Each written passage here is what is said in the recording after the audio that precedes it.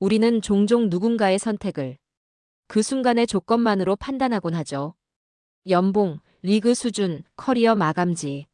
하지만 손흥민의 이번 선택은 조금 달랐습니다.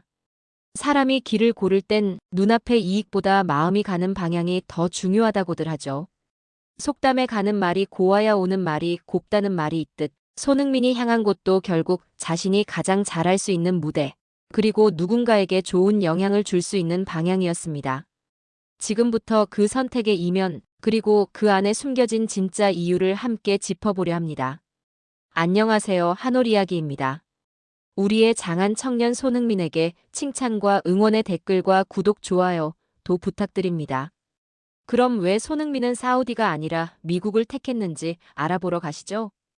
2025년 여름, 손흥민은 토트넘을 떠나 미국 메이저리그 사커 LAFC에 합류했습니다. 그 소식이 전해졌을 때 많은 팬들은 이런 의문을 가졌죠. 왜 하필 미국일까?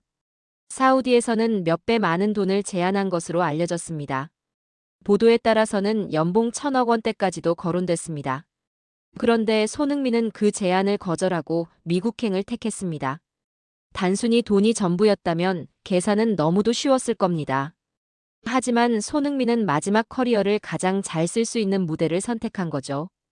사람마다 무게를 두는 기준은 다르지만 어떤 이는 이런 말을 하기도 합니다. 무엇을 얻느냐보다 무엇을 남기느냐가 중요하다. 손흥민이 미국을 택한 건 그 무대에서 얻는 돈보다는 남기는 영향력을 택한 결정이었습니다.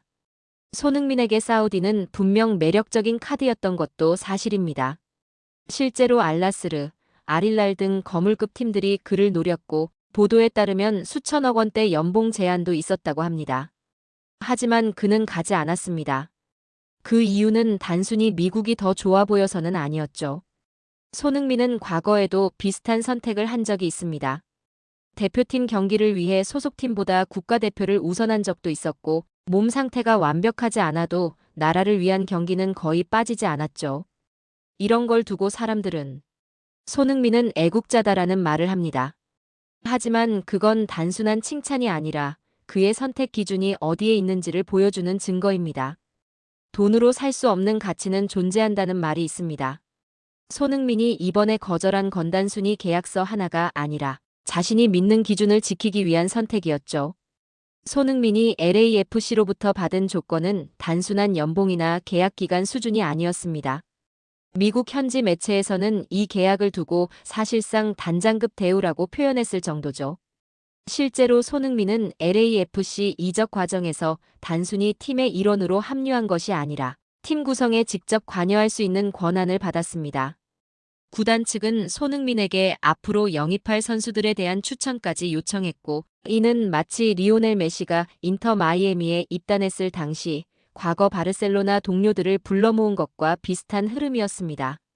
손흥민은 단지 골을 넣는 선수가 아니라 팀의 방향성과 철학에까지 영향을 미치는 존재가 된 셈이죠. 이런 계약 구조는 메이저리그 사커에서도 매우 이례적인 사례로 사실상 리그 운영 룰까지 손흥민을 중심으로 조정될 수 있음을 의미합니다. 스포츠에서는 종종 팀은 선수가 아니라 방향으로 움직인다는 말이 있습니다. 손흥민이 택한 LAFC는 그에게 선수 이상의 위치를 내준 첫 번째 팀이 되었고, 이는 단순한 이적 이상의 의미를 가집니다. LAFC는 단순한 미국 구단이 아닙니다. 로스앤젤레스는 미국 내에서 한인 커뮤니티가 가장 활발한 도시 중 하나이고 손흥민의 선택은 그들에게 큰 의미로 다가왔습니다. 실제로 손흥민이 데뷔한 이후 LA 현지 경기장에는 많은 한국 교민들이 찾아오며 손흥민의 경기를 보는 것 자체가 하나의 문화적 상징처럼 자리 잡아가고 있습니다. 하지만 손흥민의 선택에는 단지 교민을 위한 배려만 있었던 것은 아닙니다. 그는 더 큰 그림도 보고 있었습니다. 바로 2026년 미국을 포함한 북중미 지역에서 월드컵이 개최됩니다. 손흥민은 이 시점에 미국 진출을 결심함으로써 자국 선수로서 한국 축구의 존재감을 미리 확장시키는데 기여하고자 했던 것으로 보입니다. 그는 단순히 커리어 마지막을 편안하게 보내기 위해 온 것이 아니라 스스로가 대표팀 선수로서 어떤 위치에 있어야 할지를 알고 있었던 것입니다. 나무는 뿌리를 알고 사람은 근본을 안다는 말처럼 손흥민은 이 선택을 통해 국가를 위한 진정한 역할을 선택한 셈이죠. 손흥민은 처음부터 미국행을 결심한 것은 아니었습니다. 그가 직접 밝히기로는 LAFC는 처음 이적 제안을 받았을 당시 1순위 선택지가 아니었다고 말했죠. 오랫동안 몸담았던 토트넘에 대한 애정도 남아있었고 유럽 무대에서 조금 더 도전하고 싶은 마음도 분명히 있었습니다. 그런데도 결국 손흥민이 마음을 돌린 이유는 단장이 직접 나서서 보여준 진심과 미래의 비전이었습니다. 그는 LAFC에서 단순히 에이스로 활약하는 것 이상을 제안받았고 그 제안은 단장이 아닌 리더로서의 역할까지 포함돼 있었죠. 손흥민은 이 선택을 두고 행복 축구라는 표현을 사용했습니다. 선수 인생의 마지막 장을 향해 가는 지금, 단순한 명예나 수치가 아니라 스스로 가장 편안하고 또 영향력 있게 설 수 있는 곳을 택한 것입니다. 이런 선택이야말로 누가 시켜서가 아니라 스스로 내린 진짜 결정이라 할 수 있죠. 길은 내가 정하는 것이고 그 길에서 어떻게 걷느냐가 중요하다는 말처럼 말입니다. LAFC로 이적한 이후 손흥민은 그 선택이 결코 틀리지 않았다는 걸 스스로 증명해내고 있습니다. 메이저리그 사커 데뷔 8경기 만에 8골 3도움을 기록했고 레알 솔트레이크를 상대로는 해트트릭까지 터뜨리며 팬들에게 확실한 인상을 남겼습니다. 경기당 평균 1골 이상의 페이스는 어느 리그에서든 쉽게 나오기 어려운 수치입니다. 현지 팬들은 경기마다 손흥민의 유니폼을 입고 경기장을 찾고 있고 구단 역시 그의 활약에 전폭적인 신뢰를 보내고 있죠. 단순히 스타 선수가 온 것이 아니라 팀을 이끌어줄 진짜 리더가 왔다고 받아들이는 분위기입니다. 그리고 무엇보다 중요한 건 손흥민 본인의 표정입니다. 경기 후 웃으며 인터뷰하는 모습, 팬들과 눈을 맞추고 인사하는 모습에서 느껴지는 여유는 그가 지금 이 자리에서 진심으로 만족하고 있다는 걸 보여줍니다. 행복은 결국 자신이 만든다는 말처럼 손흥민은 지금 자신만의 방식으로 최고의 커리어를 만들어가고 있습니다. 손흥민은 지금 LAFC에서 단순히 뛰는 선수에 머물지 않습니다. 그가 처음 계약을 체결할 때부터 구단은 그의 역할을 다르게 정의했죠. 앞서 언급한 영입 추천 권한은 단순한 상징이 아닙니다.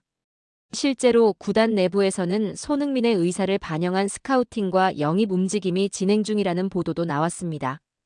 예를 들면 토트넘 시절 함께 뛰었던 동료들 또는 유럽에서 손흥민과 호흡이 좋았던 선수들에 대한 관심이 이어지고 있고 일부 한국 선수들도 LAFC의 영입 레이더에 올라간 상태입니다. 이건 손흥민의 영향력이 그저 경기장 안에 머무는 게 아니라는 뜻입니다. 그리고 LAFC가 손흥민을 통해 확장하려는 시장도 분명합니다.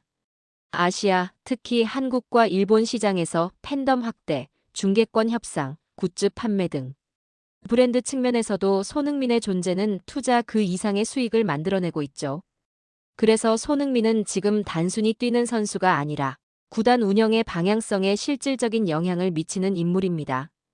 그가 뛸 뿐만 아니라 함께 뛸 선수를 고르고 경기 외적인 가치를 창출하는 데까지 관여한다는 건 사실상 선수 겸 구단 고문에 가까운 역할입니다.